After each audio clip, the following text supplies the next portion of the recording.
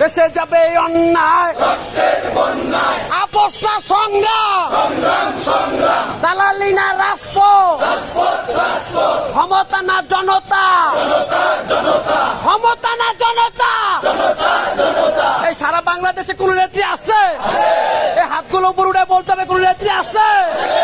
ও সেই নেত্রী খালেদা জিয়া, খালেদা জিয়া, খালেদা জিয়া, তারেক রহমান, তারেক রহমান, তারেক রহমান।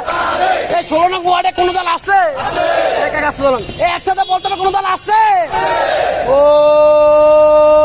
সেই দল কলাবাগা যুবদল, কলাবাগা যুবদল, কলাবাগা যুবদল।